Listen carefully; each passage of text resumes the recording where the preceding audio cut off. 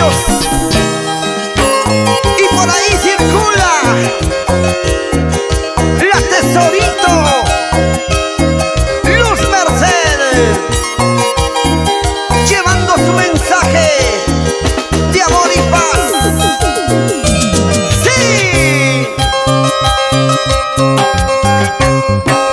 Soy una hoja caída en algún camino. Soy una flor desdeñada dentro de tu jardín, triste, despreciada como mala hierba, sola en este mundo sin cariño tuyo. Querer sin ser querida, triste había sido. Amar sin ser amada, fatal había sido. Tal vez por ser pobre yo no te merezco. Mi corazón es culpable para andar sufriendo.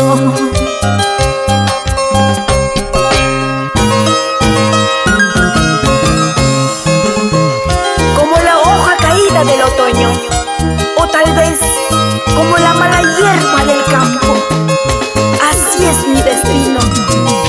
Amarga verdad, difícil de acertar.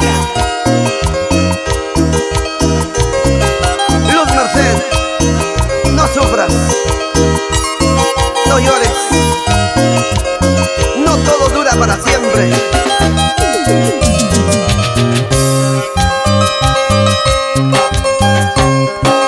Querer sin ser querida, triste había sido. Amar sin ser amada, fatal había sido. Tal vez por ser pobre yo no te merezco. Mi corazón es culpable para andar sufriendo. Tal vez se acabará, un día se acabará el amor que por ti siento. Un día se acabará este dolor de mi pecho, pronto disipará. O tal vez con la muerte un día se acabará. Tal vez se acabará, un día se acabará el amor que por ti siento. Un día se acabará este dolor en mi pecho, pronto disipará. O tal vez con la muerte un día se acabará. La costa, la sierra, la selva, contigo, contigo. Oye, Tesorito, y en Estados Unidos, Nueva York, Saúl de la Cruz, la promotora SD Internacional. Oye, Luz Merced, allí están tus orgullosos padres,